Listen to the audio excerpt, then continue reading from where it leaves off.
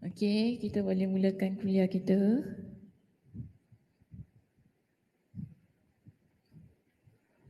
Bismillahirrahmanirrahim. Innal hamdalillah nahmaduhu wa nasta'inuhu wa nastaghfiruh wa na'udzu billahi min shururi anfusina wa min sayyiati a'malina. Man yahdihillahu fala mudilla lahu wa man yudlilhu fala hadiyalah. Wa asyhadu an la ilaha illallah wahdahu la syarika lah. Wa asyhadu anna Muhammadan abduhu wa rasuluh, amma ba'd. Rabbi shrah li sadri wa yassir li amri wahlul 'uqdatam min lisani yafqahu qawli. Rabbi zidni ilma warzuqni fahma. Allahumma inna nas'aluka ilman nafi'a wa rizqan tayyiba wa amalan mutaqabbala. Assalamualaikum warahmatullahi wabarakatuh. Apa khabar? Sihat semuanya hari ini? Suara saya okey tak? Tak. Mikrofon okey tak? Kuat sangat tak? Tak? Kuat sikit? Kuat sikit tu okey ke tak? Nak pelankan sikit? Tak payah? Oh macam gini ya?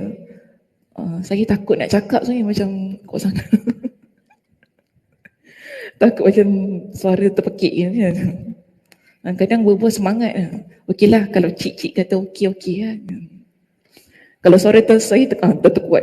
Kalau terkuat ni ni macam nak berbual macam pelan.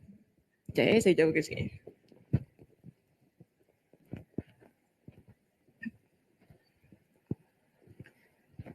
Tak pergi holiday?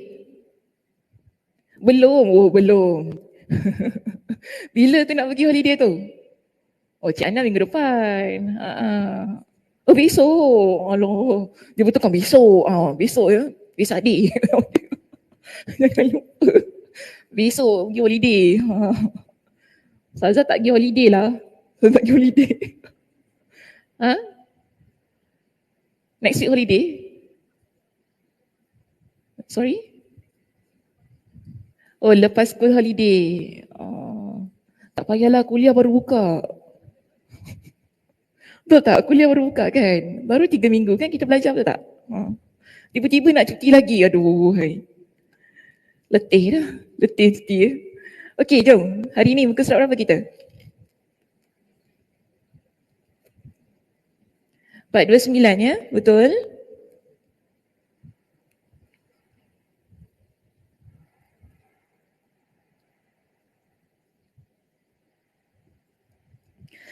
Okey, baik. Hari ini kita akan membincangkan satu topik yang baru di muka surat 429.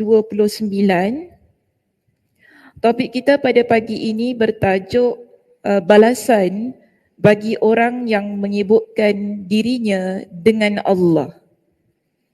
Balasan bagi orang yang menyebutkan dirinya dengan Allah. Okey. Peringkat kita yang pertama di situ. Orang yang cita-citanya pada pagi dan petang hari tidak lain hanyalah Allah, maka Allah akan menjamin semua hajatnya. Menanggung segala kegetirannya, mengisi hatinya dengan perasaan cinta kepadanya, menggerakkan lidahnya untuk berzikir kepadanya dan menggerakkan anggota tubuhnya untuk melakukan ketaatan kepadanya. Jadi semua ini kita panggil sebagai keutamaan yang Allah Subhanahu wa taala berikan kepada hamba-Nya yang setiap hari, pagi dan petang, hidupnya ialah untuk Allah Subhanahu wa taala. Jadi di sini secara mudahnya kita nak kata beginilah. Hamba yang memperuntukkan kehidupannya ataupun dengan kata lain menjalani kehidupannya hanya kerana Allah, di situ Allah Subhanahu wa taala akan sentiasa bersama dengan hamba ini. Sebab itu tadi kita nampak Allah akan menjamin semua hajatnya.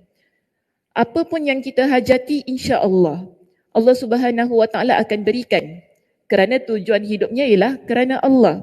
Okey, seterusnya menanggung segala kegetirannya, Iaitu kalau seseorang itu dia memiliki banyak kesusahan dalam hidupnya, namun kerana hidupnya dijalani untuk Allah, orang ini Allah Subhanahu Wa Taala akan bebaskan daripada segala kesusahan hidup dalam diri dia. Seterusnya mengisi hatinya dengan perasaan cinta kepadanya. Jadi hati orang yang begini sentiasa ada rasa cinta kepada Allah, rindu kepada Allah. Itulah yang menyebabkan dia hendak sentiasa beribadah kerana Allah.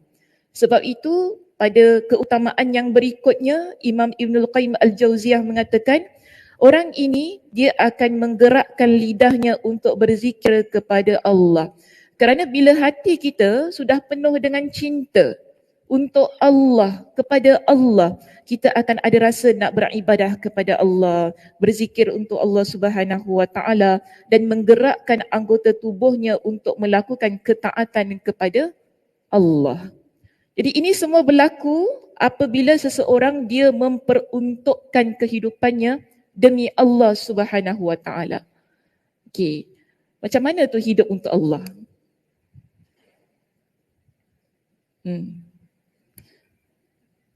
Okeylah, kita kata kita kena hidup untuk Allah. Betul. Tapi bagaimana kita nak kata hidup untuk Allah tu? Kak ni macam mana Kak ni? Pasang niat. Niat yang kenapa macam jauh Boleh tolak? Minta maaf ya cameraman. Kalau mengubah.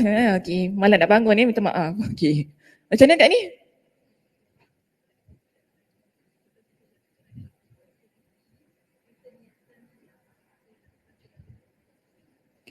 Setiap pagi kita nak bangun, kita nak buat apa, semua kita peruntukkan untuk Allah Subhanahu Wa Taala.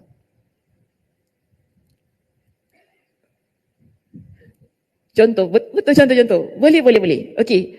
Tadi Kak Ani sebut dia umum kan? Ada perkara yang spesifik lagi Kak Ni? Yang lebih khusus. Yang boleh kita nampak.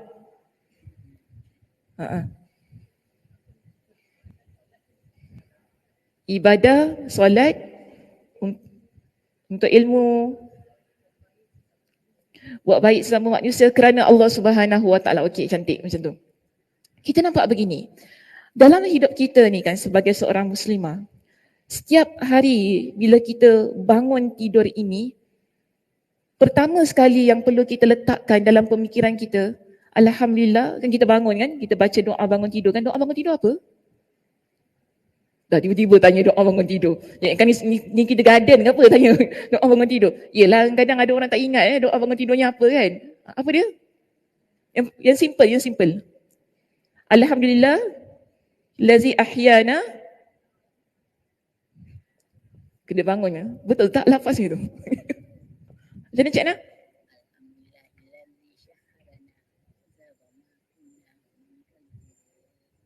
Oh. Itu boleh, itu macam doa naik kenderaan je Cik Nah. Baru betul. Tadi doa naik kenderaan Cik Nah. Nasib baik saya bangun. Kalau tak member sebelah salin. Sekali lagi Cik Nah, apa dia? Alhamdulillahillazi ahyana ba'da amatana wa ilaihin nusyur. Okey, kita bangun tidur tu kan, kita baca doa tadi kan. Alhamdulillahillazi ahyana ba'da amatana wa ilaihin nusyur lah, kita baca doa. Itu paling simple. Actually doa bangun tidur ni ada banyak sekali. Tapi kita ambil yang paling simple tu tadi. Bila kita bangun kan, alhamdulillah kita sebut. Kita bersyukur, kita panjatkan kesyukuran kita kepada Allah Subhanahu Wa Taala. Di situ kita dapati bahawa adanya rasa hidup inilah untuk Allah Subhanahu Wa Taala. Kemudian kita pun melaksanakan amalan ibadah, kita solat, mungkin ada yang bangun awal lagi. Bangun awal biasanya jam berapa? Paling awal biasa pukul berapa? 5. Boleh letak pukul 5? Ada bangun awal lagi pukul 3. Bangun pukul 3 buat apa? Buat kuih Ustazah, nak berniaga. Buat naga sehari lah nak hantar kedai. Tak apa, tak ada masalah ya. Kalau muslimah nak bangun, nak cuci baju ke, ada orang bangun pukul 3 pagi je nak gosok baju untuk suami sebab dia kata kalau saya buat awal tu tak sempat lah Sasa kan. Jadi bangun 3 pagi ni kita sempat sikit lah. Budak-budak pun tidur kan. Jadi senang nak buat kerja cepat. Tak ada masalah. Cumanya bila kita bangun tu kan, pastikan pertama sekali yang kita buat ialah tasbih, zikir, solat. Sebelum kita mengerjakan amal ibadah yang lain. Jadi kalau kita dah bangun pukul 3 pagi setiap hari, Masya Allah, Tabarakallah, itu perkara yang baik, rebut peluang untuk Qiyamul Lail. 2 rakaat pun jadilah. Okey, tutup dengan witir, 1 rakaat pun okey lah. Kalau kata, 3 rakaat selesai witir, lamanya, Allah. Okey, tak apalah, ambil 1 rakaat, okey lah. Yang penting buat. Tak ada masalah. Kan, dia 3 ke 1 ke, kita kata, pahala 3 tu lagi. Yang penting ikhlas kerana Allah Subhanahu Wa Taala. Bila kita melakukan amal ibadah dalam kehidupan kita ini ya, kerana Allah Subhanahu Wa Taala, itulah yang akan menjadikan hidup kita ataupun sentiasa kita bacakan dalam doa iftitah kita kan, inna salati wa nusuki wa mahyaya wa mamati lillahi rabbil alamin. Apa maknanya? Sesungguhnya salatku, ibadahku, hidup dan matiku kerana Allah Subhanahu Wa Taala. Cantik. Okey, hidup kita kerana Allah Subhanahu Wa Taala. Hamba yang begini, setiap apa yang kita buat, tadi Kak Anil kata, kita buat baik dengan sama manusia kan? Maknanya ada contohnya. Penting ya untuk ditegaskan bahawa sesuatu yang dibuat kerana Allah bukan semata-mata tentang ibadah kita. Bukan semata-mata tentang solat, zikir, baca Al-Quran, bukan itu. Tetapi bagaimana kita dengan sesama manusia. Contoh, kita ni berbakti dengan mak ayah kita kerana apa? Pasangkan niat kerana Allah Subhanahu Wa Taala. Kenapa kerana Allah? Sebab itu perintah Allah Subhanahu Wa Taala. Kan? Contoh lagi, datang kuliah kerana apa? Nak jumpa members.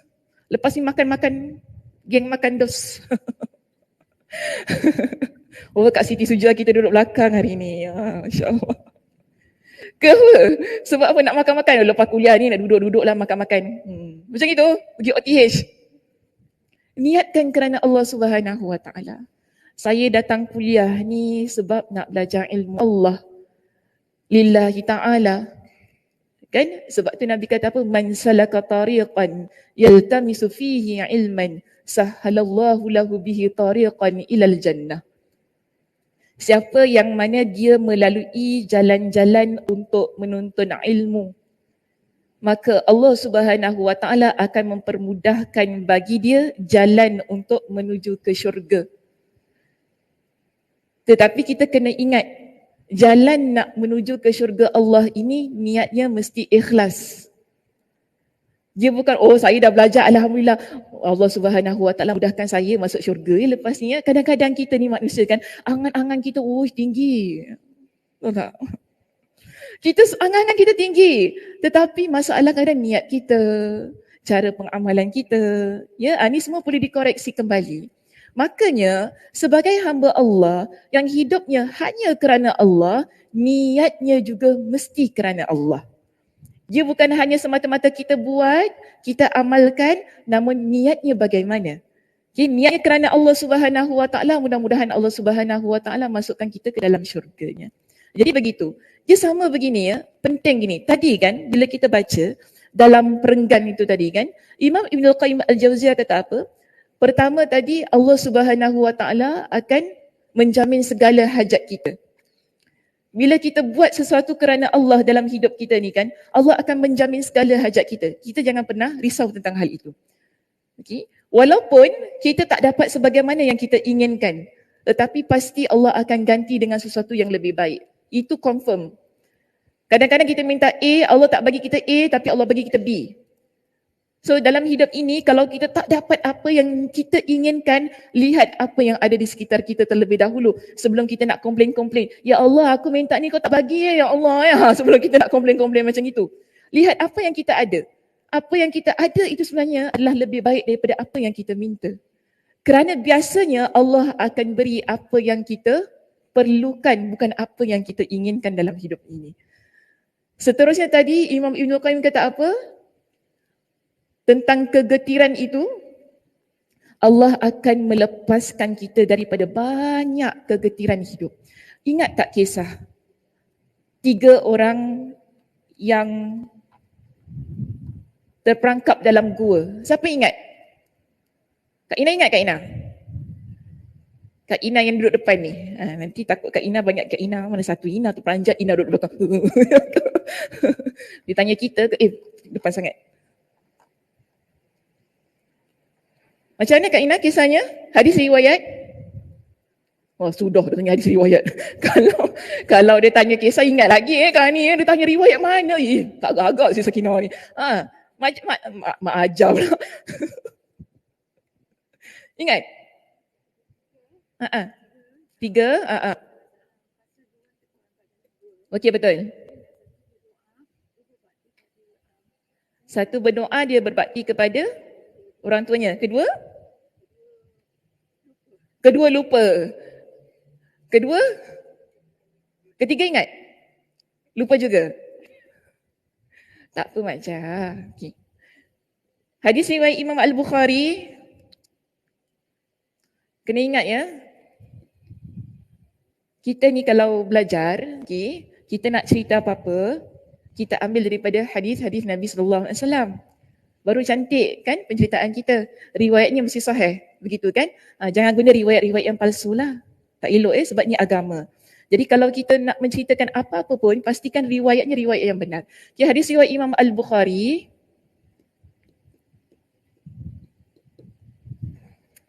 Tentang 3 orang. Boleh saya lukis? Comel tak? Nak pakai kasongkok Tak payah tak kasongkok, sakit gurau je. Saja je tu. Okay, 3 orang ini. Mereka ni, Nabi kata apa? Ada pada satu ketika intaliq. Okay, mereka ni bertolak daripada rumah masing-masing untuk keluar ke hutan. Kemudian mereka berteduh dalam sebuah gua. Tada! Mereka berteduh dalam sebuah gua. Bila berteduh dalam sebuah gua ni, 3-3 ni masuk. Ini 3 orang kawan lah ya. Ada batu yang jatuh, tutup pintu gua tu. Jadi mereka terperangkap dalam gua ini. Tidak boleh keluar. Salah seorang daripada mereka ini pun kata, berdoalah kalian dengan amal saleh kalian. Nampak ya, amal saleh, ibadah, perkara-perkara baik yang kita buat dalam hidup ini. Maka yang pertama, tadi macam Cik Ajar katalah, dia berdoa tentang berbakti kepada 2 ibu bapanya. Lelaki yang pertama ini dia kata, aku memiliki ibu bapa yang sudah tua. Dan setiap hari aku akan bawakan susu untuk kedua ibu bapa aku ini minum. Sampai tiba pada satu saat, dia keluar pergi mencari sesuatu, kemudian dia lambat pulang. Bila dia lambat pulang ni, sebab dia perah susu ya, nak bawa baliklah rumahnya ni. Bila dia datang balik dalam keadaan yang lambat tu kan, dia dapati bagaimana mak ayahnya sudah tertidur. Tunggu dia lambat sangat, mak ayah dia tidur. Jadi kata apa, aku pegang gelas susu ni, tunggu dekat tepi mak ayah ni. Sampai mak ayah tu bangun. Tapi tak bangun-bangun. No, dia pegang gelas ni dan tunggu. Sampai dia pun tertidur, mak ayahnya pun tak bangun-bangun. Dan dia tidak membenarkan keluarganya untuk minum walaupun sedikit daripada susu itu sebelum mak ayahnya minum. Akhirnya mak ayahnya bangun dan mereka pun minum susu itu. Dia kata begini, ya Allah, in kuntu fa'altu zalika btigha'a wajhillah. Ya Allah, kalau sekiranya apa yang aku buat itu tadi adalah sesuatu yang aku lakukan kerana mengharapkan redamu, ikhlas kerana Allah. Kalau keadaan aku yang berbakti kepada mak ayah dalam keadaan yang begitu sekali, kan, sehingga ada riwayat mengatakan anak dia nangis-nangis ni, tapi dia tetap tak berikan susu itu. Kerana apa? Dia nak mak ayah dia minum terlebih dahulu. Dan dia kata dalam doanya ini, kalau apa yang aku buat, okay, cara berbakti aku kepada kedua ibu bapa itu kerana mengharapkan redha-Mu ya Allah, maka Engkau bukakanlah pintu gua ini. Jadi pintu gua itu pun terbuka sedikit. Okey, sikit je buka. Sikit je buka. Sampailah kepada lelaki yang kedua di sini. Lelaki yang kedua ini pun kata, "Ya Allah, aku ada seorang sepupu yang sangat cantik." Kan? Sepupunya sangat cantik dan dia sangat minat dengan sepupu dia ini. Dia kata puteri kepada pakcikku. Sangat cantik dan aku sangat suka kepada dia. Dan pernah satu ketika aku mengajak dia untuk berzina. Tetapi wanita ini menolak. Sampailah pada satu saat wanita ini datang kepada aku, dia pun berbual-bual, kan maknanya sepupu ni datanglah gurau-gurau berbual, akhirnya keinginan untuk berzina dengan dia itu datang lagi. Dan dia memberikan emas, seuncang emas kepada sepupunya ini sebagai upah untuk berzina dengan dia. Dan dia ceritakan dalam kisah itu, aku pun bermesra dengan wanita ini tu, dengan sepupu aku itu, sampailah satu saat kami hampir melakukan zina itu. Okay? Wanita ini kata kepada dia, tidak halal untuk engkau merenggut keperawanan aku tanpa hak. Dia kata gitu kepada lelaki ini. Akhirnya aku pun tersedar daripada perbuatan aku. Aku tinggalkan wanita itu walaupun sebenarnya aku sangat cinta kepada dia. Aku tinggalkan hasrat aku untuk berzina dengan wanita ini walaupun aku rasa sangat sayang dengan dia. Dan aku pun menghadiahkan uncang emas itu kepada sepupu aku ini, lalu aku pergi. Dan dia berdoa dengan perkara yang sama sebagaimana lelaki yang pertama tadi. Jika aku buat, maknanya dengan meninggalkan zina itu aku buat kerana engkau ya Allah, maka engkau bukalah pintu gua ini. Okey? Jadi pintu gua itu pun terbuka sedikit. Tadi yang pertama, yang ini apa yang dia buat? Meninggalkan zina. Jadi ini amal soleh ya.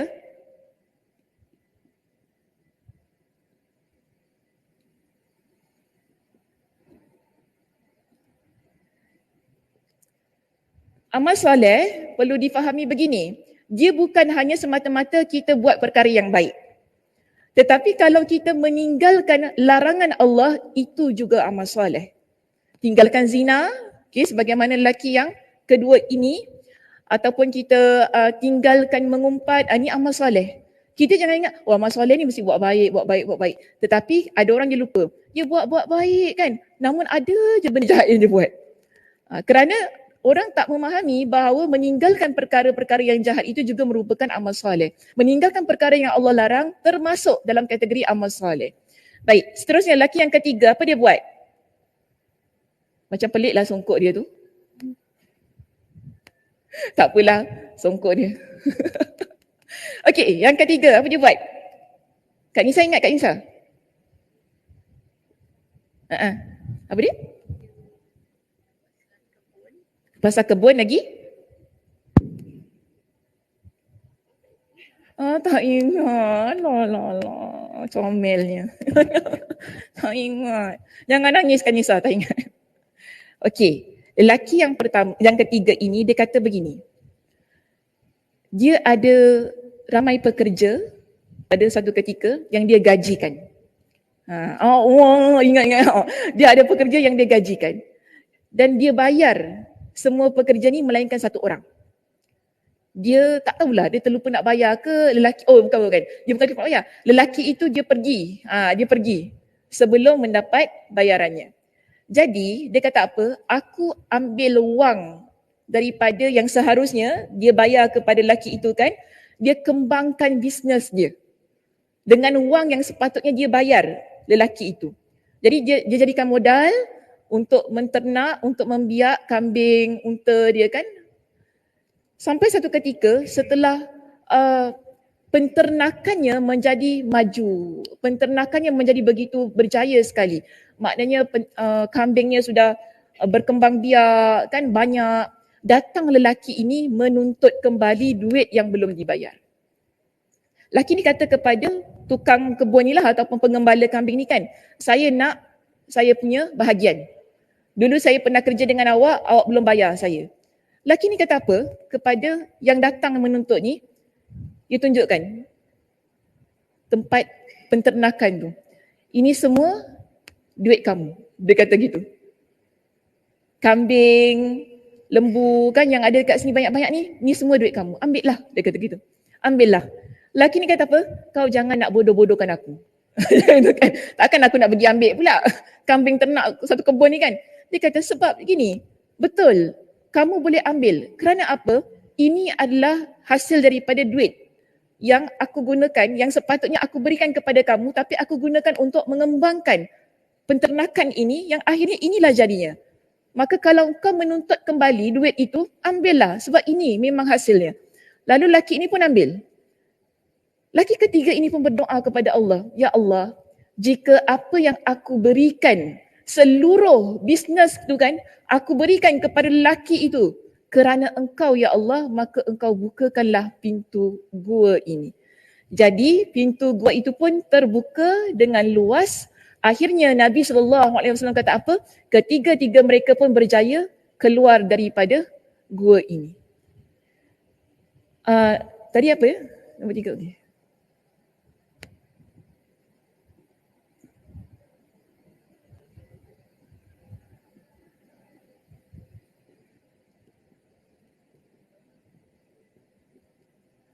Okay, ketiga, dia membayar kembali hak ataupun memberikan kembali hak pekerja yang belum diberikan. Yang saya nak ambil daripada peristiwa ini ya, Muslimah, kita nak kata begini, setiap amal soleh yang kita buat dalam kehidupan ini, bila dilakukan ia kerana Allah. Jangan lupa, ketiga-tiga lelaki tadi bila mereka berdoa, doanya apa? Jika saya buat amalan ini kerana engkau ya Allah. Dan Allah Subhanahu Wa Taala kabulkan doa mereka, bermakna betul apa yang mereka buat ialah kerana Allah Subhanahu Wa Taala. Amal soleh kita dapat membantu kita pada masa akan datang mengeluarkan kita daripada sebarang perkara yang menyukarkan. Dia begitu. Ini keutamaan. Mengapa kita ni perlu banyak buat amal soleh? Sebab begini, dulu pensyarah saya pernah ingatkan kepada saya begini. Dalam banyak-banyak amal soleh, kita tak pernah tahu yang mana satu sebenarnya kita buat lillahi ta'ala. Kan sebab biasa kadang-kadang kita beramal ni, ada amal yang mungkin rosak niatnya. Sebab kita semua tahu ya, kadang-kadang kita beramal ni kerana apa. Ataupun kadang-kadang kita sendiri tak sedar. Kita buat tu rupanya kerana nak mendapatkan pujian manusia. Tetapi kita ada banyak amal soleh. Dan kita tak tahu mana satu sebenarnya amal soleh yang Allah angkat. Yang Allah terima. Yang kita buat ikhlas kerana dia. Dan di sini kita dapati tugas kita sebagai seorang muslimah ialah terus-terusan dalam beramal soleh. Tanpa henti, tanpa bosan. Kan? Kita buat walaupun kadang-kadang kita penat, okey tak mengapa, kita rehat seketika. Tetapi jangan kita tinggalkan langsung amal soleh itu. Kerana kita tak tahu bila masanya kita akan perlukan amal soleh itu sebagaimana ketiga-tiga lelaki ini. Ketika mereka buat amal soleh itu, mereka tak pernah terfikir bahawa amal soleh ini boleh membantu mereka untuk menyelamatkan mereka daripada terperangkap dalam gua tersebut, bukan? Tapi akhirnya kita nampak amal soleh itu menjadi batu loncatan bagi diri mereka terlepas daripada sebarang kegetiran. Sama juga dalam hidup kita ini. Mungkin hari ini kita beramal, sampai pada satu ketika kita dalam keadaan yang sukar. Ini kita panggil sebagai tawassul ya. Tawassul dengan amal soleh. Ini tawassul yang terdapat dalam syariat. Hadisnya mana? Yang ini. Hadis yang mana yang ini? Jadi kalau ada orang kata, awak bertawassullah dengan bacaan Al-Quran awak. Jadi macam mana? Apa dalilnya? Ini dalilnya. Hadis riwayat Imam Al-Bukhari itu tadi. Awak tawassullah kan, mungkin kita tengah susah kan, tiba-tiba ada orang datang kan, tak apalah, cuba doa pada Allah, awak tawassul, selama ni kan banyak buat baik kepada mak, kan, belikan mak gelang emas macam tu kan, belikan mak cincin banyak-banyak kan, siapa tahu kerana ikhlas kerana Allah, inilah kan, bertawassullah dengan, kita tanya, betul ke apa yang dia suruh buat? Betul, tak salah, kerana itulah dalilnya, kisah tadi, hadis riwayat Imam Al-Bukhari, kisah 3 pemuda yang terperangkap dalam gua. Jadi kalau ada satu keadaan, kita tiba-tiba kan kita rasa macam susah, ada hal yang tak terbendung ya, yang kita tak boleh nak ceritakan kepada orang lain, yang kita rasa orang lain tak faham, kita panjatkan doa kepada Allah. Ya Allah, dulu aku pernah buat begini dan begini. Jika amalan itu aku buat memang ikhlas kerana Engkau ya Allah, Kau bantulah aku ya Allah, Kau keluarkan aku daripada masalah ini. Ya mudah-mudahan, sebab kita tak pernah tahu kan, Allah Subhanahu Wa Taala terima ataupun tidak. Yang penting kita usaha, kita berdoa kepada Allah Subhanahu Wa Taala. Okey, seterusnya ya, perenggan yang berikutnya di situ. Sebaliknya kita lihat, tadi kita bincangkan tentang orang yang mana dia beramal soleh kerana Allah.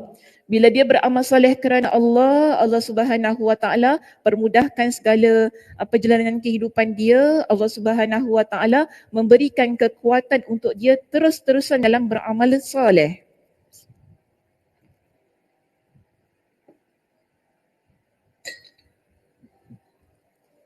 Sebaliknya di sini, sebaliknya dia kata, orang yang cita-citanya pada pagi dan petang hari tidak lain hanya untuk dunia. Jadi ini kita panggil sebagai sesuatu yang terbalik.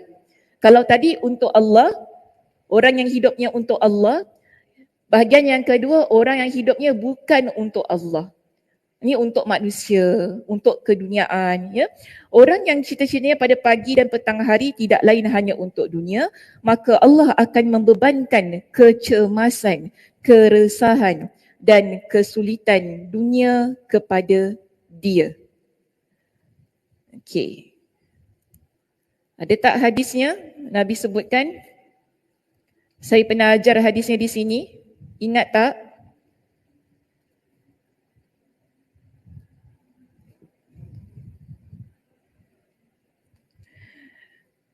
Nabi kata apa? Orang yang hidup untuk dunia dan akhirat. Tadi Imam Ibn Al-Qayyim kata gini kan, kalau orang yang hidupnya tidak lain hanya untuk dunia, Allah akan bebankan kecemasan, keresahan dan kesulitan dunia kepada dia.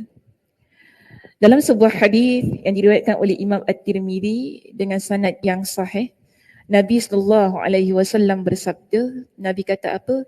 Man kanatid akhirah hammah. Siapa yang tujuan hidupnya adalah akhirat. Itu tadi perenggan yang pertama ya.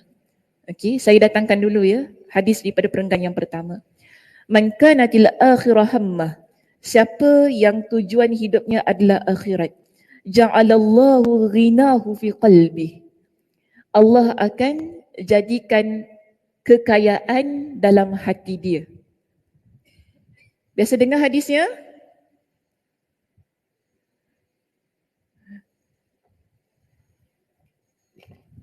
Kak Nisa biasa dengar hadisnya? Biasa. Tapi blackout. Cik Ana? Ketawa Cik Ana. Kak Zah? Biasa. Okey, sambung Kak Zah. Habis. Ini yang malas ni kalau cakap biasa dengar kena sambung. Sambung Kak Zah. Macam mana Kak Zah hadisnya? Pertama, Allah kayakan hati dia. Kedua, ingat tak Kak Zah? Tak ingat, tapi biasa dengar ya? Okey, Alhamdulillah. Tak apalah, yang penting biasa dengar. Tak ingat tu belakang kira lah. Yang penting biasa ingat kita pernah dengar hadisnya. Nabi kata gini, man kanatil akhirah hammah. Siapa ini dalam hidup dia, tujuan hidupnya adalah akhirat semata-mata.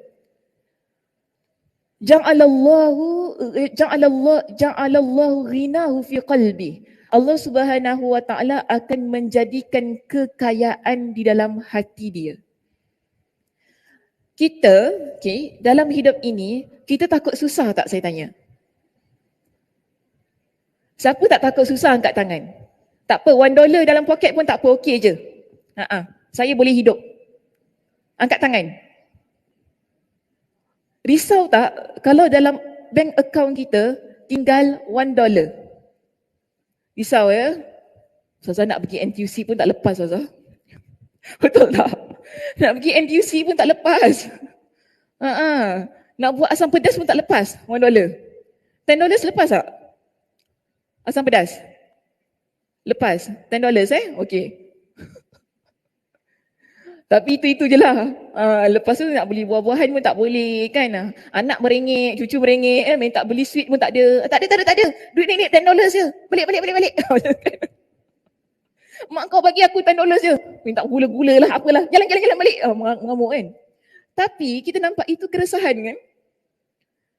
Saya rasa kita kalau pergi NTUC bawa $10 memang resah Muslimah. $10 ya, kita dah fikir tau, cukup ke nak beli apa $10. Jadi kalau $50 orang kata sedap sikit. Kurang-kurang pun $50, paling sikit. Tapi kalau $10 kita ni nak masuk NTUC tu mungkin kaki menggigil sikit lah. Sebab orang perempuan ni katanya nak buat asam pedas, nanti beli macam-macam.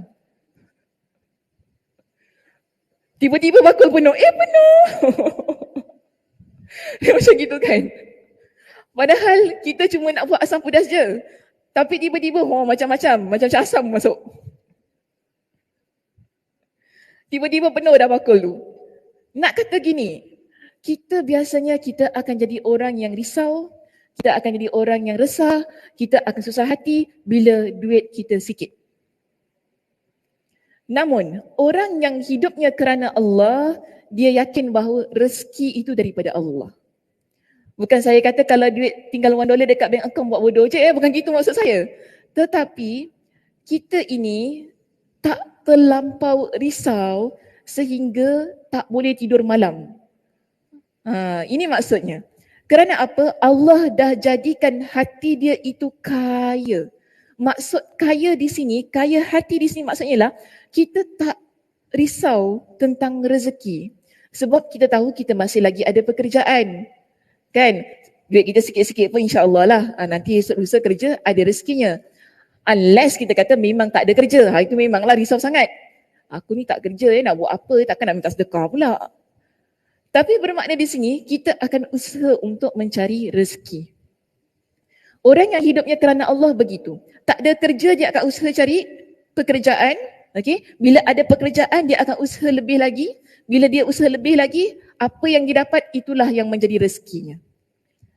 Dia tak ada sampai macam mana nak buat apa, tak boleh tidur malam gitu gini. Dia tak begitu. Kerana keyakinannya pada Allah Subhanahu Wa Taala. Itu yang pertama. Orang yang hidupnya kerana Allah. Yang kedua tadi Nabi SAW sebut wa jama'a lahu syamlah. Dan Allah Subhanahu Wa Taala akan mencantumkan semua urusan kehidupan dia. Dalam hidupnya apa yang kita risaukan?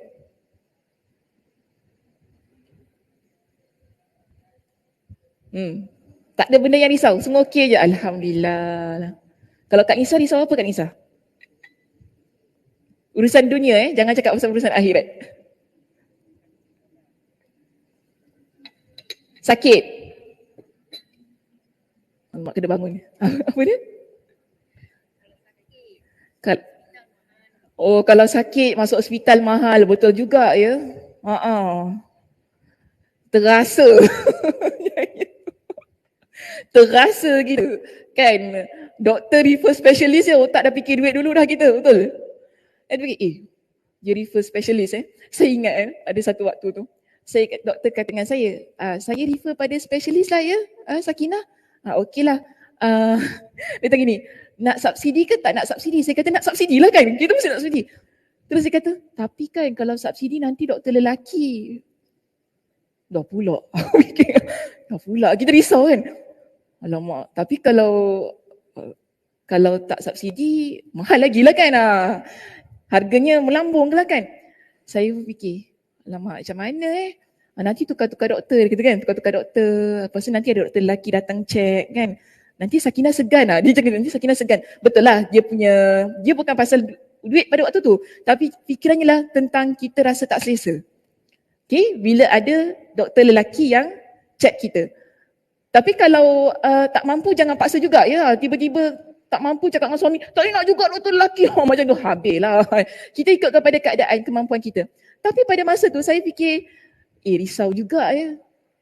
Duit tu ada, bukan kata tak ada. Cuma kita risau. Nanti kan melambung tinggi bil tu macam mana ya. Sayang duit. Sayang duit kan. Namun kita fikir dah sudahlah. Lillahi ta'ala. Rezeki tu dia akan datang. Okay Sakinah, rezeki tu akan datang. Dah sudahlah. Mudah-mudahan Rezeki tu ada, Allah Subhanahu Wa Taala dah peruntukkan rezekinya. Jika memang nak pergi hospital jumpa spesialis tu tak subsidize, apa kan? Harganya tinggi, insya-Allah jangan risau. Rezeki tu ada. Alhamdulillah, rezeki tu memang ada. Itu yang kita kata keyakinan kita kepada Allah Subhanahu Wa Taala. Yang penting nak kata gini, kita ni kadang-kadang ada banyak perkara yang kita risau. Dan perkara itu banyak. Tadi kata sakit kan, mungkin ada orang dia sakit, lepas tu gajinya tak besar contohnya, dah tu nak tanggung mak ayah lagi, lepas tu anak-anak ramai kan, banyak perkara yang dia fikir. Dah tu yang ni kan laki pula buat perangai, kadang orang gitu kan, laki pula buat PL, dah tu gini pula mak mertua, ada orang ke mak mertua pula perangai, tak suka dengan aku, macam-macam dalam hidup dia yang Allah Subhanahu Wa Taala uji. Kita kata di sini, urusan hidup kita, dia satu sana, satu sini, satu kat ujung, satu sini, satu kat depan. Kita fikir banyak benda dalam hidup. Namun, manusia, hamba Allah, yang mana hidupnya lillahi ta'ala. Nabi kata apa? Jama'a lahu syamlah. Allah akan cantumkan semua urusan hidupnya sehingga dia rasa tenang, sehingga dia rasa tak ada perkara yang perlu dirisaukan. Kerana apa? Dia tahu dunia ini hanya sementara. Dunia ini tempat persinggahan kita. Yang kekal abadi, tujuan kita ialah akhirat sana. Itu yang lagi penting. Dekat dunia ni kita susah, dekat dunia kita banyak problem. Kalau niatkan kerana Allah, aku ikhlas semuanya kerana Allah, insya-Allah. Dia banyak mana pun urusannya yang dia risaukan, Allah akan permudahkan. Itu maksudnya bila Nabi kata jama'alahu syamlah. Kemudian yang ketiga, orang yang hidup niatnya kerana akhirat, Nabi sebutkan dunia itu akan datang pada hidup dia dalam keadaan yang dunia itu sendiri terhina. Maknanya senang kata gini kalau nak faham poin yang ketiga itu. Kita dalam hidup ini pasti kita akan kerja, hidup kita pasti ada keduniaan-keduniaan yang tak dapat dielakkan. Kerana itu fitrah kehidupan kita sebagai hamba Allah. Namun, orang yang hidupnya lillahi ta'ala kerana akhirat, bukan kita yang kejar dunia, tapi dunia yang akan datang pada kita. Tiba-tiba Allah berikan rezeki. Tiba-tiba kita dipermudahkan segala urusan hidup kita. Jadi begini ya, kita nampak.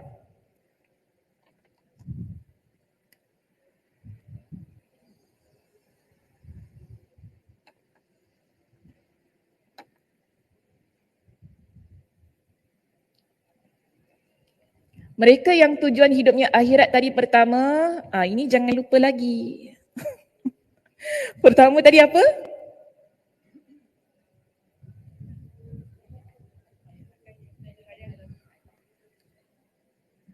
Kak Ina tersekat jawapan di tengah-tengah itu.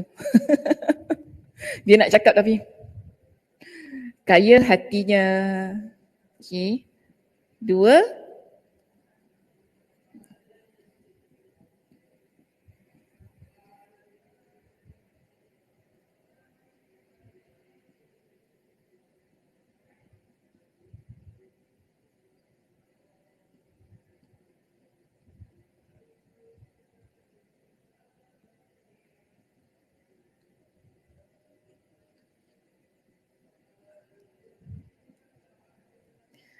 dunia itu sendiri yang akan datang kepadanya tanpa dia perlu cari. Kan? Maknanya kita tak perlu nak kejar dunia tu. Sebab kalau kita kejar dunia, ia akan buat kita jadi orang yang lalai. Dia gitu kan? Sebab itu pada perenggan yang kedua, Imam Ibnul Qayyim Al-Jauziyah dia sebut tentang orang yang sebaliknya kan? Dalam hadis ini, Nabi SAW juga sebutkan orang yang sebaliknya. Nabi kata, "Wa man kanatid dunya hammah." Siapa yang menjadikan dunia sebagai tujuan hidupnya? Semua terbalik. Kalau tadi yang pertama, kaya hatinya kan? Orang yang mana menjadikan dunia sebagai tujuan hidupnya, Nabi SAW kata apa? Ja'alallah faqrahu baina ainaihi.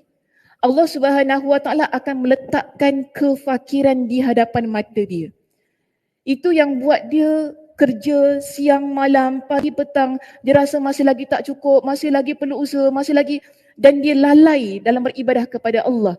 Kerana apa? Dia cuma nampak susah. Padahal dah kaya dah. Tapi masih lagi rasa susah. Ini kerana apa? Tujuan hidupnya adalah dunia. Lalu yang kedua,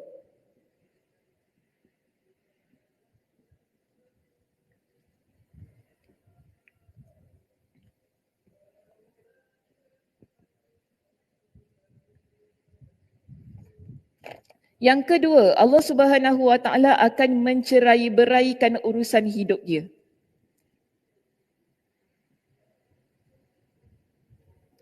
Jadi hidup dia makin susah, kan? Ada banyak perkara yang dia nak selesaikan, satu sana satu sini, makin rasa tak nampak jalan. Sebab niatnya ialah untuk dunia semata-mata. Allah tak berikan bantuan pada diri dia. Jadi semakin rasa susah, semakin rasa semua benda berterabur, semua chaos. Bahasa sekarang chaos, tak nampak jalan, alah susah, semua susah. Yang ketiga ialah di sini, dan dunia tidak datang kepadanya melainkan apa yang telah ditetapkan untuk dia.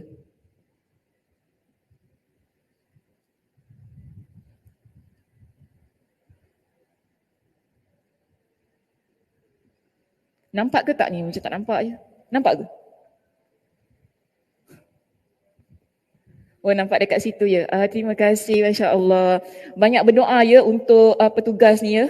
Masya Allah, tabarakallah ya. Saya kalau tengok video Masjid Darul Ghufran ni, Masya Allah, tabarakallah. Doa banyak-banyak untuk abang kita di sebalik takbir ni ya. Mudah-mudahan Allah Subhanahu Wa Taala permudahkan segala urusan hidup dia. Allah Subhanahu Wa Taala memberikan kelapangan jiwa dan raga untuk dia. Mudah-mudahan. Okey, dunia datang dalam keadaan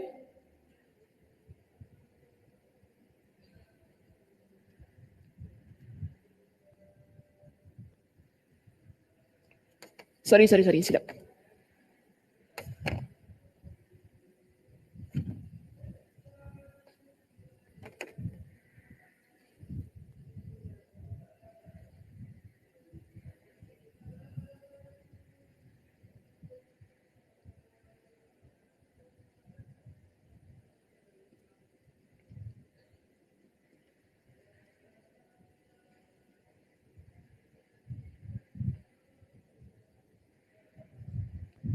Okey.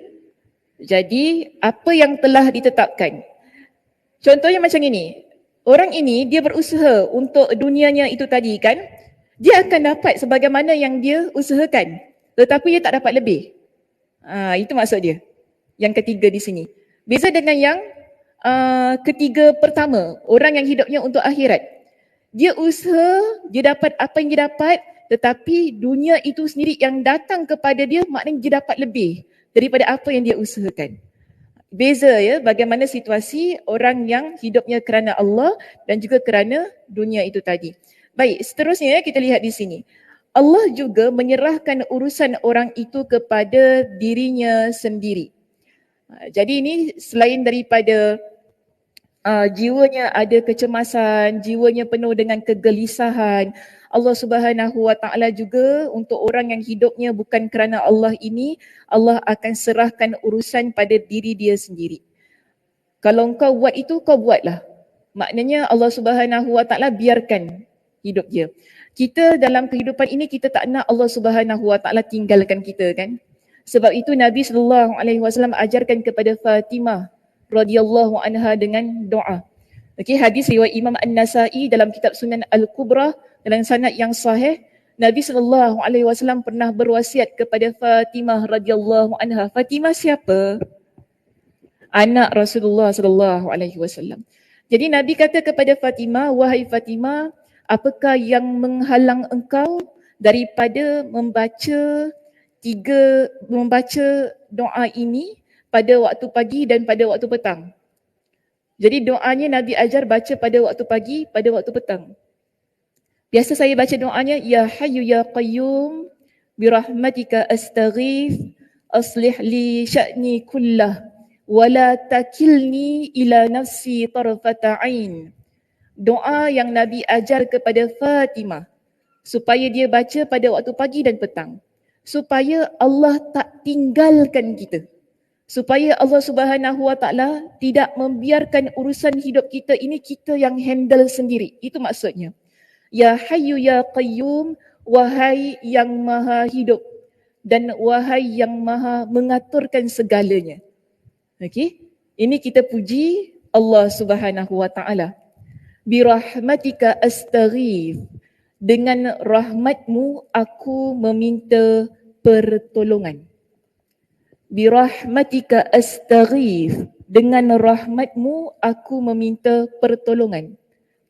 Aslih li sya'ni kullah. Perbaikilah setiap urusan aku. Aslih li, perbaikilah untukku, sya'ni, urusan aku. Kullah, semuanya. Okey, aslih li sya'ni kullah. Wala takilni, dan janganlah engkau mewakilkan kepada aku.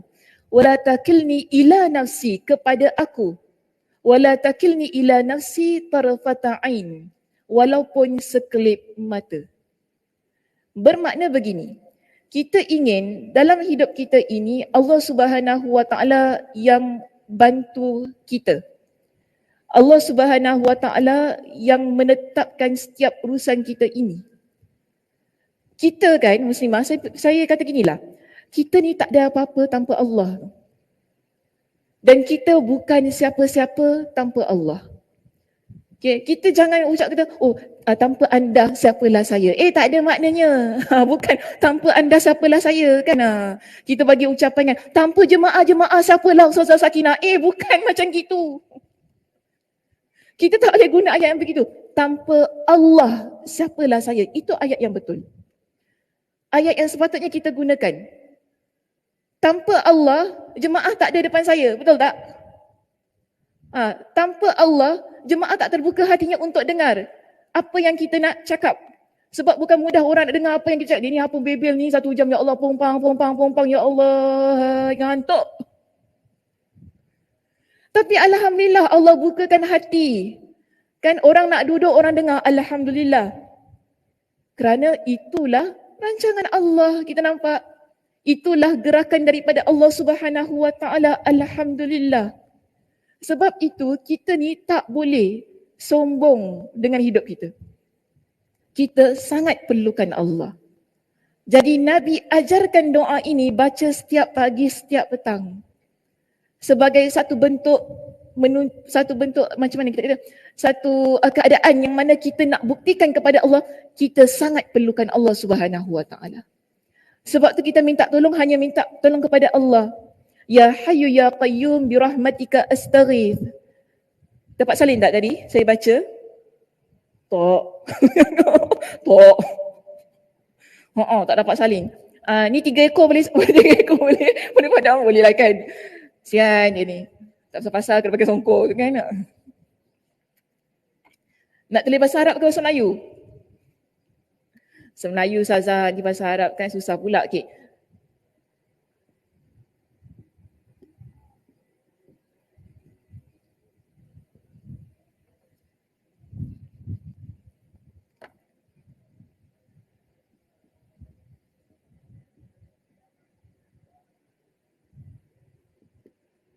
Ya Hayyu Ya Qayyum bi rahmatika astaghithu.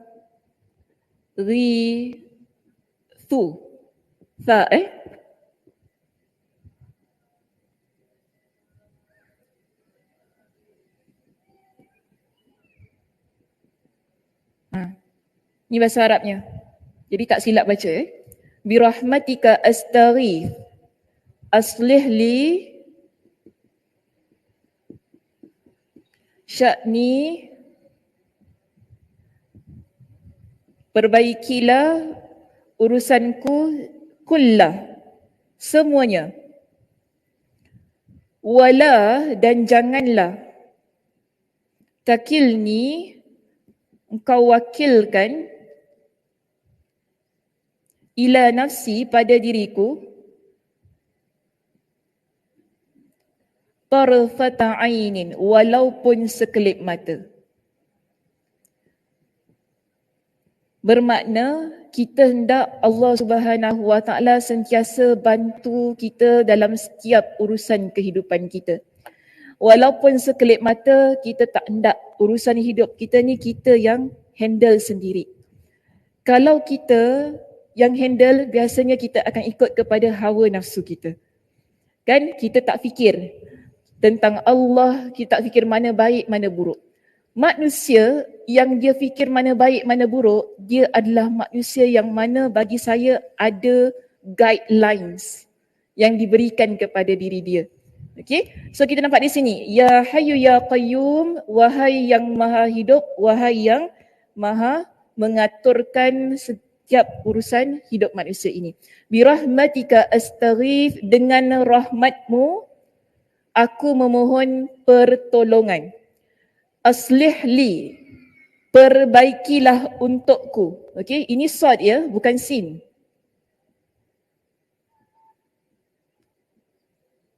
Aslih, jangan baca aslih, lain tu maknanya. Aslih, aslih li sya'ni kullah, semua urusan hidup saya.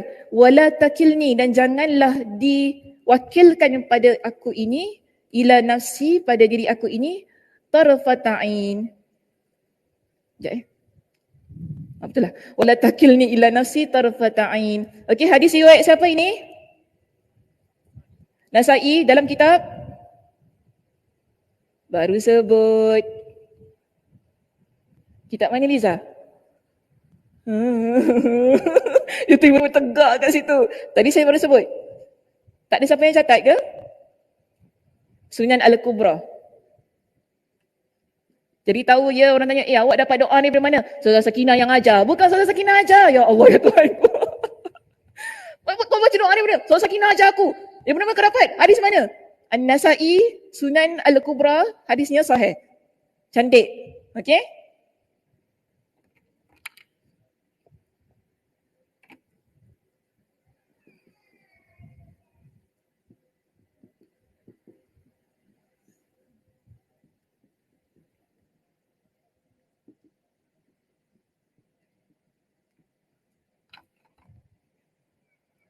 Jadi ni Nabi ajarkan kepada siapa tadi saya sebut? Fatimah. Bila dibaca? Pagi petang. Kalau kata pagi maknanya lepas subuh. Petang lepas solat asar. Okey, lazimi biasakan baca doa ini, mudah-mudahan Allah Subhanahu Wa Taala bantu kita dalam setiap urusan kehidupan kita. Okey, seterusnya. Perenggan yang berikutnya. Oh, baru 2 perenggan Saudara Sakinah. Kejap ya. Okey. Allah juga menyerahkan urusan orang itu kepada dirinya sendiri, sebagaimana yang dah kita bincangkan tadi dengan doa Fatimah itu.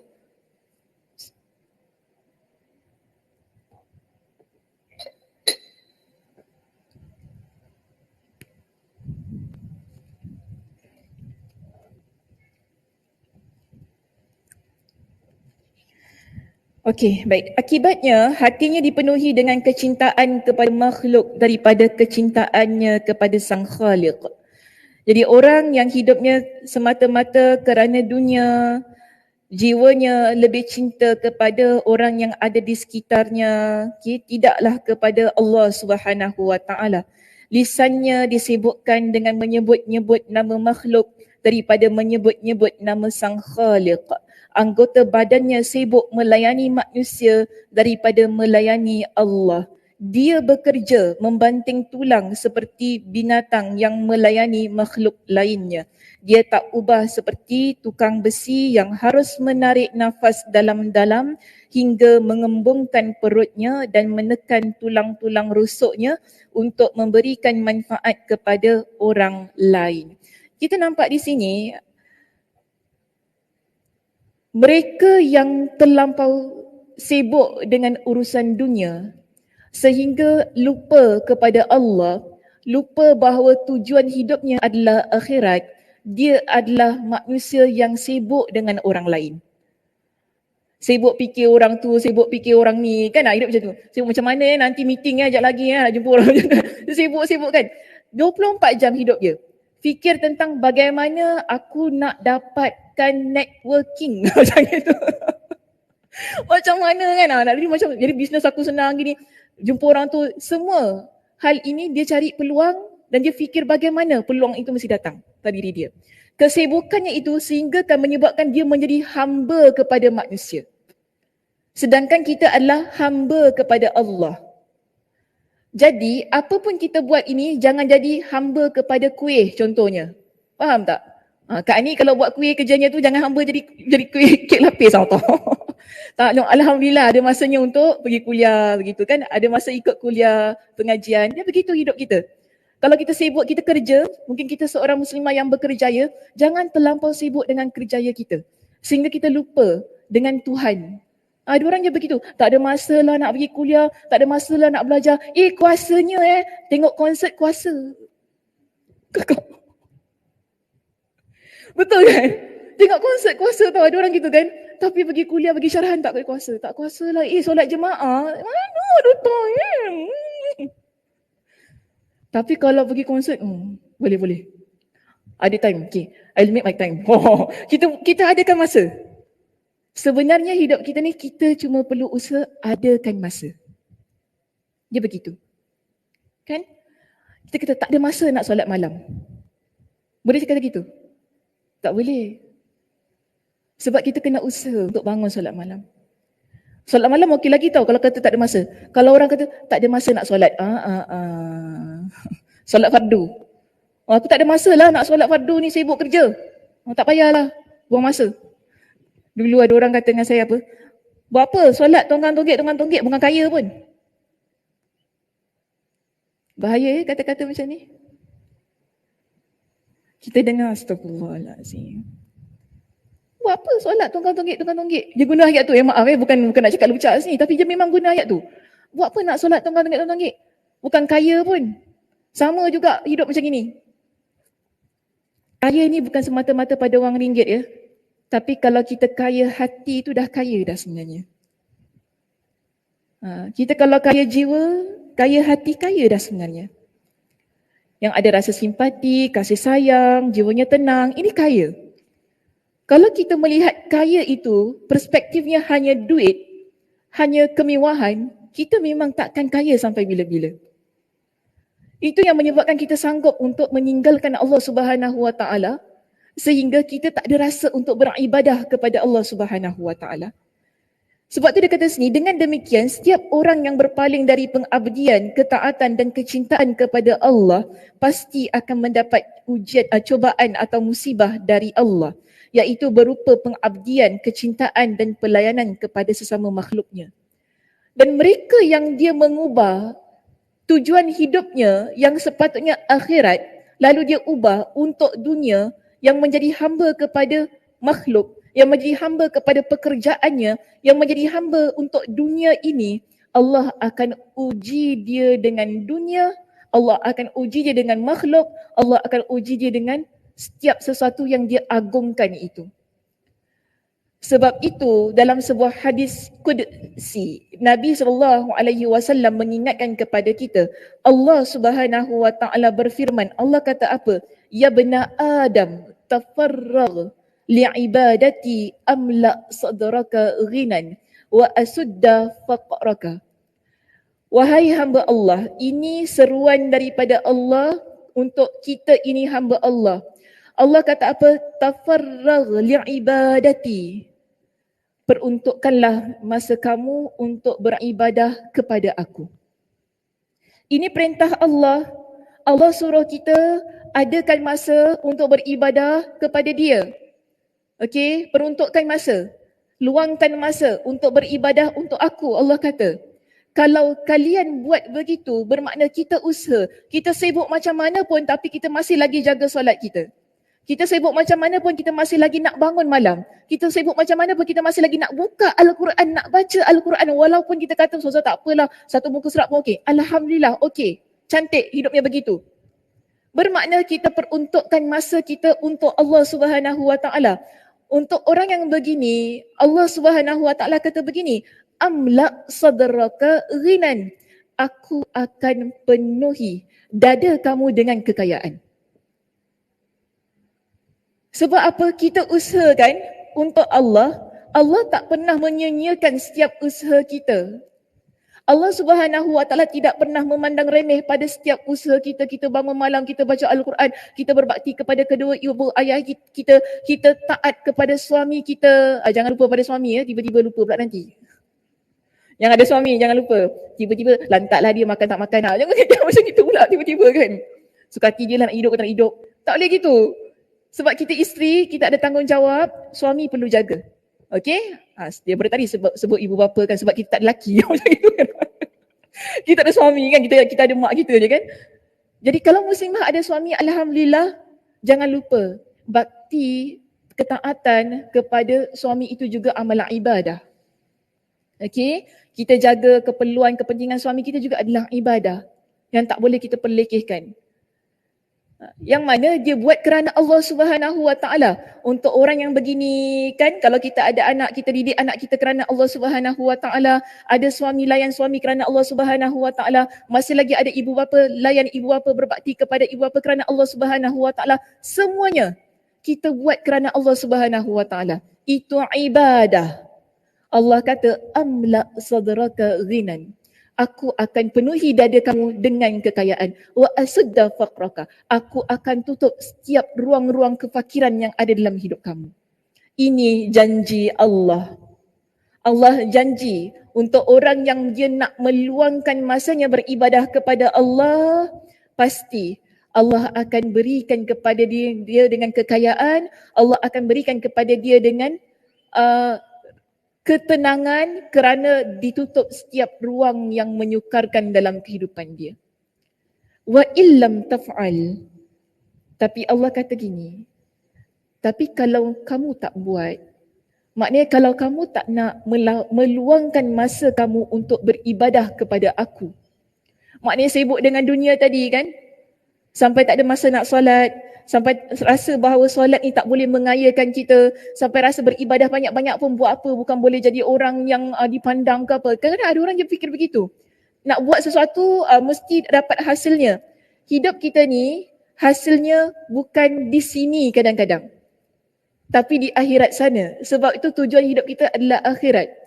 Dan di sini Allah kata, kalau kamu tidak mahu meluangkan masa kamu beribadah kepada aku, lalai, sibuk dengan dunia, kan? Allah Subhanahu Wa Taala kata apa? Aku akan penuhi dada kamu dengan kesibukan. Maaf, aku akan penuhi tangan kamu, bukan dada. Aku akan penuhi tangan kamu dengan kesibukan. Malaktu yadaika syughlan. Maknanya kita akan terus sibuk, kita akan terus tak ada masa, kita akan terus jadi hamba Allah yang menjadi hamba dunia. Kerana daripada awal lagi kita dah kata kita tak ada masa untuk Allah, maka Allah akan jadikan begitu hidup kita. Wa lam asudda faqraka, dan aku tidak akan menutup ruang kefakiran dalam hidup kamu. Jadi inilah yang Allah Subhanahu Wa Taala ingatkan kepada kita. Ali radhiyallahu an dalam sebuah kata-katanya dia ada sebutkan begini ya, tentang dunia dan akhirat. Ini bukan hadis Nabi, ia adalah kata-kata daripada Ali radhiyallahu an. Tadi saya sebut isterinya Fatimah, ini adalah suaminya Ali radhiyallahu an, menantu kepada Nabi sallallahu alaihi wasallam. Dia kata gini, irtahalatid dunya mudbirah wartahalatil akhirah muqbilah. Kita hidup di dunia ini berjalan, dia akan berjalan dalam keadaan yang meninggalkan kita ke belakang. Tetapi akhirat dia berjalan ke hadapan. Dia macam ni tau. Kita bayangkan ya.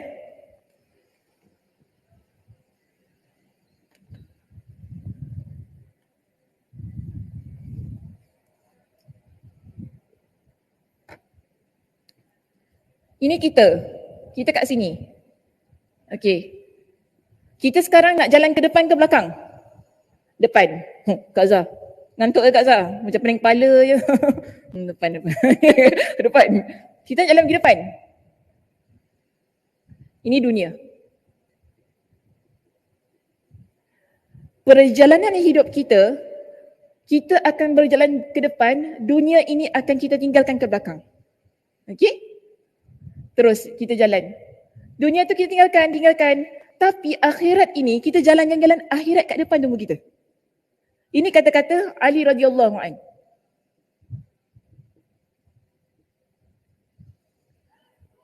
Maknanya dunia ini memang pasti dia tak kekal. Dia akan terus kita tinggalkan. Okey? Umur kita mungkin 16, 17, 18 sampailah 40, 70, 60. Dia terus kat belakang. Dia tak ikut kita. Yang akan kita tuju adalah akhirat. Sebab itu penting tujuan hidup kita akhirat, bukan dunia. Kerana dunia dia dah kat belakang dah. Dia tak akan ikut kita. Bila kita menuju ke akhirat, dunia itu dia akan musnah. Okay, bye-bye. Sekarang kita nak welcome to akhirat. Masuk ke akhirat sana. Ali kata apa? Setiap satu ini, dunia dan akhirat memiliki anak. Okay, dunia ada anak, akhirat ada anak. Senang kita guna begini. Dunia dan akhirat dia ada followers dia. Siapa followers Ustazah Sakinah dekat sini? Tak nak angkat tangan, tak apalah. So kita nampak, dunia ada followers, akhirat ada followers. Tetapi Ali kata apa? Jadilah anak kepada akhirat. Dengan kata lain, jadilah followers kepada akhirat. Apa pun kita buat, kita nak ikut akhirat. Kita tak nak ikut dunia. Jadi di sini, tempat kita dekat sini. Okay? So, kita follow akhirat, kita unfollow dunia. Teorinya begitu. Lalu Ali kata gini, hari ini adalah hari amal tanpa hisap. Esok adalah hari hisap tanpa amal. Boleh faham kata-kata dia? Hari ini maknanya dunia kita. Sekarang ini ialah hari kita beramal tanpa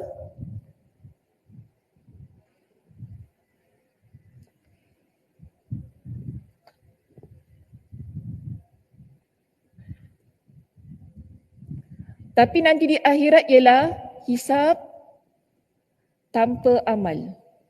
Kalau dah mati boleh beramal tak? Tak boleh. Kita sampai di akhirat nanti boleh beramal. Allah bangkitkan kita di padang mahsyar. Alhamdulillah aku dah bangun balik aku nak solat lah. Boleh? Tak ada maknanya. Kita dah bangkit-bangkit daripada kubur tu kan. Semua diri kat padang mahsyar. Alhamdulillah, jom kita solat berjemaah ramai-ramai. Jom kita baca Quran. Buka Alif baca surah apa hari ni? Surah Al-Waqi'ah. Baca. Tak ada. Bermakna, kita nak buat amal soleh dekat dunia. Dunia yang kita tinggalkan ni kan, kita akan beramal soleh di situ. Sampai di akhirat, itu adalah tempat kita dihitung setiap amal kita. Kita bersedekah bagaimana Allah hitung, Allah hisab, kan? Kita baca Al-Quran bagaimana, solatnya bagaimana. Dan Nabi SAW sendiri ada sebutkan amalan yang pertama yang akan dihisab oleh Allah adalah solat kita. Jadi jaga solat kita baik-baik. Okey, solat fardu kita, nak top up lagi dengan solat sunat kita, Alhamdulillah. Inilah pesan Nabi SAW kepada kita. Jadi Ali ingatkan kepada kita dalam kata-katanya ini. Kita sekarang tinggalkan dunia. Kita jadi followers kepada akhirat. Dalam keadaan kita tinggalkan dunia itu, dunia ini tempat kita beramal soleh sebanyak-banyaknya. Kita dah amal-amal kita akan tinggalkan, kita akan bawa semua amalan itu masuk ke dunia akhirat. Akhirnya di akhirat itulah setiap amalan kita akan ditimbang. Senang kata hisab tu ialah Allah timbang setiap amalan kita. Mana yang berat? Amal soleh ataupun amal kejahatan kita? Jadi kita hendak hidup ini, kalau kita fikir tentang akhirat, tujuannya ialah akhirat, insya-Allah. Dunia yang akan kita tinggalkan itu kan, dia akan menjadi tempat yang baik untuk kita. Tapi kalau kita tujuannya hanyalah dunia, bayangkan macam ni kita kalau fikir siang malam hanya di sini, kita berjalan dalam keadaan yang kita tinggalkan dia, bila dah sampai sini, apa yang ada pada diri kita? Kosong, tak ada apa-apa. Sebab apa? Kita tak beramal untuk akhirat. Kerana tujuan hidup kita hanya untuk dunia. Sebab itu pada perenggan ini mengingatkan kepada kita, orang yang mana dia hanya ingat kepada dunia, sibuk kepada dunia, menjadi hamba kepada dunia, Allah akan uji dia dengan keduniaan itu. Yang buat dia makin sibuk, yang buat dia makin rasa tak cukup, yang buat dia rasa risau tentang dunianya. Macam mana nanti aku ni macam mana, aku belum kaya lagi, belum 1 juta dalam bank account POSB ni. Macam itulah kan. Dia nak fikir siang malam. Nak jadi telajak laris. Macam itu kan keadaannya. Namun kita nampak begini kita lihat pada perenggan yang terakhir kita lah di muka surat yang berikutnya 430. Allah Subhanahu wa taala berfirman. Kita nak tutup perbincangan kita pada pagi ini. Wa may ya'shu an zikrir rahman nuqayyid lahu syaitana fahuwa lahu qarin. Dan barang siapa berpaling dari pengajaran Allah yang Maha Pengasih iaitu Al-Quran, kami biarkan syaitan menyesatkannya dan menjadi teman karibnya. Bermakna siapa ketika hidup di dunia ini yang dia berpaling daripada ayat Allah. Senang kata berpaling daripada akhirat. Sepanjang hidup dia habiskan masanya, Allah berikan syaitan sebagai temannya. Kerana dia tidak mahu menjadikan Al-Quran sebagai panduan dia, maka yang akan menjadi orang yang memandu dia, makhluk yang memandunya adalah syaitan. Ini yang Allah Subhanahu wa taala sebutkan. Okey. Kalau kita rujuk dalam pentafsiran Imam Ibn Kathir rahimahullah, perkataan ya'shu di situ. Imam Ibn Kathir dia tafsirkan, dia kata apa? Ya'shu ini orang yang lemah hati dia. Lemah hatinya daripada Al-Quran. Okey, dia tak kuat. Dengan Al-Quran ni tak berapa kuat. Bila kita cakap tentang Al-Quran, tak suka. Hatinya berpaling. Dia cakap tentang Al-Quran, rasa macam tak penting lah, tak payahlah Al-Quran ni semua, tak apa. Mengaji ni tak penting. Kadang-kadang ada orang gitu kan, mengaji ni tak penting lah, tak payahlah mengaji. Mengaji ni penting ya. Kalau saya kata wajib boleh tak? Wajib belajar Al-Quran. Setiap orang yang beriman wajib tahu mengaji. Okey, kalau tak tahu kita belajar. Dia begitu. Sebab ini kalamullah. Dia sebagai syifa, sebagai penyembuh bagi penyakit hati kita, bagi setiap permasalahan yang ada dalam diri kita. Orang yang dekat dengan Al-Quran insya-Allah, jiwanya adalah jiwa yang baik, jiwa yang tenang. Maka sebab itu di sini orang yang hatinya lemah, yang berpaling daripada Al-Quran, Allah kata apa? Nuqayyid lahu syaitana fahuwa lahu qarin.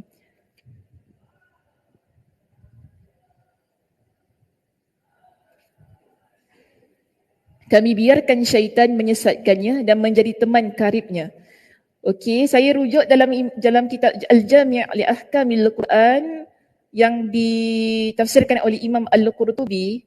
Maksud syaitan menjadi teman karib ni di sini ialah di dunia syaitan itu akan menghalang dia daripada melakukan perkara yang halal.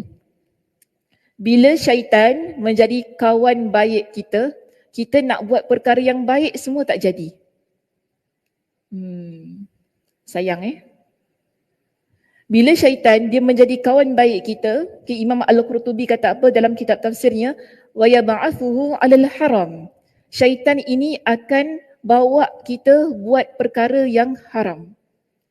Seterusnya dia kata wa yanhahu 'anit ta'ah. Syaitan akan menghalang kita daripada melakukan ketaatan-ketaatan kepada Allah.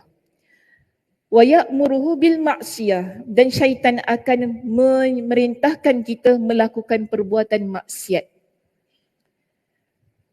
Kita nak ke syaitan dengan kita? Tak nak. Okey, jangan biarkan syaitan itu menjadi teman kita. Ini syaitan betul bukan syaitan yang berupa manusia. Syaitan berupa manusia pun jangan. Itu lagilah. Pilih teman yang baik dalam hidup supaya kita dapat jadi muslimah yang baik-baik. Bukan saya kata kalau kawan tu baik, tak baik kita kena bermusuhan dengan dia, bukan begitu. Bagi saya, kalau kawan itu, maaf saya kata gini kalau kawan itu dia dah mula kata benda yang tak baik pada diri kita, tinggalkan. Bermakna lidah dia jahat, dia tak baik orangnya. Itu bukan kata saya, kata Nabi. Kebaikan seseorang itu dilihat pada lidah. Kalau lidah orang tu dia dah cakap benda yang tak baik tentang kita, Assalamualaikum. Macam tu. Assalamualaikum lah. Saya macam tu. Kalau sekali orang buat saya, dia sakitkan hati saya dengan kata-kata dia, saya tetap kawan dengan dia. Bukan saya kata saya tak kawan dengan dia. Tetap kawan dengan dia, tetap baik dengan dia. Tapi namun kalau nak baik-baik dengan dia, tidak. Okey lah, namun nak baik-baik dengan dia, nak rapat-rapat dengan dia, nak duduk tak ada. Bukan gitu. Sikit je, sekali je. Okay. Sekali, 2 kali dia dah sudah. Cukup. Kerana itu bukti orang ini dia tak pandai berbicara dengan cara yang baik, ikut sedap dia kan berbual kan. Okey, sudahlah. Cukup sampai situ je kita kawan baik. Dia sedemikian. Tapi dia tak baik, jumpa Assalamualaikum, nak tanya kabar, itu okey. Itu okey saja. Namun nak duduk macam teman qarib macam ni kan. Allah guna perkataan qarin. Qarin tu maknanya orang yang selalu dekat dengan kita, dia tak berpisah dengan kita. Ini kita panggil qarin. Dia sentiasa dengan kita dalam apa jua keadaan. Sebab tu kalau kita nak cari kawan yang macam qarin ini, yang betul-betul baik, yang ingatkan kita kepada Allah, kan bila kita duduk dengan dia bertambah-tambah keimanan kita. Kan? Bertambah-tambah keimanan aku duduk dengan dia kan. Bila dengar dia cakap, ya Allah, ada rasa nak beribadah, ada rasa nak jadi baik, itu baik. Maknanya ini kawan yang baik, kawan yang betul-betul kita kata qarin. Kau ni macam qarin aku tapi bukan qarin yang itu. Qarin yang itu lain sikit. So kita lihat di sini terkait ayat ini, terdapat riwayat yang menyisahkan pernyataan Sufyan bin Uyainah rahimahullah kepada orang-orang, tidaklah anda memukakan sebuah pepatah Arab yang masyhur, melainkan anda kukemukakan kepada melainkan anda kukemukakan kepada, betul tak saya baca? Okey, anda tu buang. Okey. Melainkan kukemukakan kepada anda ayat Al-Quran yang mengandung makna yang serupa dengannya. Lantas seseorang bertanya untuk mengujinya, manakah ayat Al-Quran yang semakna dengan peribahasa ini? Jadi Sufyan ibn Uyainah ini dia kata dengan seseorang ini, bagi je mana-mana pepatah bahasa Arab kepada saya akan gantikan ia dengan ayat Al-Quran. Itu maksud dia. Okey, dialog ni maksudnya begitu. Jadi lantas seseorang bertanya untuk menguji Sufyan ibn Uyainah. Dia kata, manakah ayat Al-Quran yang semakna dengan peribahasa ini? Berilah saudara anda kurma. Kalau dia enggan menerimanya, maka berilah dia sepotong bara. Maka Sufyan menjawab, peribahasa itu terkandung di dalam firman Allah, wa may ya'shu an dzikrir rahmani nuqayyid lahu syaitana fahuwa lahu qarin. Dan barang siapa berpaling dari pengajaran Allah yang maha pengasih iaitu Al-Quran, kami biarkan syaitan menyesatkannya dan menjadi teman karibnya. Surah Az-Zukhruf ayat yang ke-36. Boleh faham? Faham. Maknanya apa? Faham? InsyaAllah faham. Ni faham nak balik ke nak cepat habis ke macam mana ni? Dah 11.30 ni, cepatlah habis. Tak sabar nak tutup kitab. Tak sabar nak balik dah pukul berapa ni ya. Sikit ya, saya kena terangkan ya. Jangan buat-buat faham ya. Takut buat-buat faham nanti kan saya pula dipersoalkan. Dia macam gini. Peribahasa itu tadi, lelaki tu beritahu kepada Sufyan ibn Uyainah kan. Berilah saudara kamu dengan kurma. Kurma ni baik ke tidak? Baik. Sedap tak kurma? Sedap. Kita bagi kawan kita kurma. Tapi kawan kita tak nak. Lepas tu dia kata apa? Bagi dia bara. Ya? Panas. Bara baik ke tak baik? Tak baik kan? Kita ganti dengan sesuatu yang memudaratkan dia. Kenapa Sufyan ibn Uyainah dia bawakan ayat itu tadi? Allah Subhanahu wa taala berikan kepada kita dengan Al-Quran. Al-Quran ini kalamullah, kata-kata Allah, panduan hidup kita sebagai orang yang beriman. Tapi kita tak nak berpaling. Kan? Ada orang dia berpaling daripada Al-Quran. Jadi Allah bagi dia apa tadi? Allah berikan syaitan sebagai peneman pada diri dia. Ini maksudnya. Allah dah berikan kepada kita dengan sebaik-baik anugerah, sebaik-baik nikmat, iaitu Al-Quranul Karim. Tapi kita berpaling, kita tak nak, okeylah fine, tak nak. Allah kata tak nak, tak apa. Aku bagikan engkau dengan syaitan sebagai peneman. Kita tengok syaitan tu boleh buat apa untuk engkau. Ini janji Allah kepada orang yang memang dia tidak mahu dekat dengan Al-Quran Al-Karim. Okay, kita na'udzubillahi min zalik lah ya. Kita tak nak syaitan tu menjadi kawan kita. Jadikan Al-Quran sebagai teman kita. Okay, di mana jua kita berada. Raya tak raya, Ramadan tak Ramadan kan. Kan Ramadan je dengan Quran kan. Tapi dah lepas Syawal, hari raya lah semua. Quran dah tak ingat dah. Dah makan kuih raya banyak sangat. Tak ingat dah kan. Yang ingatnya lontong, yang ingatnya apa? Sambal cang, itu yang ingatnya. Quran dah tak ingat dah tak tahu dah. Sekarang ini kita hendak Al-Quran menjadi teman supaya Al-Quran yang kita baca setiap hari ianya mengingatkan kepada kita tujuan hidup saya adalah akhirat. Tujuan hidup saya bukan dunia. Sebab tu saya baca Al-Quran setiap hari, moga-moga syaitan itu pun Allah pinggirkan daripada hidup kita. Okey, wallahu a'lam bissawab. Itu sahaja pengajian kita pada pagi ini. Terima kasih di atas perhatiannya. Mudah-mudahan Allah Subhanahu wa taala memberkati pertemuan ini. Mudah-mudahan Allah Subhanahu wa taala memberikan kepada kita dengan kesihatan, kelapangan masa untuk terus-terusan ya menuntut ilmu agama, dan Allah Subhanahu wa taala menguatkan jiwa kita, motivasi diri kita untuk terus menjadi muslimah-muslimah yang taat kepada Allah Subhanahu wa taala. Saya tutup dengan tasbih kafarah. Subhanakallahumma wa bihamdika asyhadu an la ilaha illa anta astaghfiruka wa atubu ilaik. Assalamualaikum warahmatullahi wabarakatuh.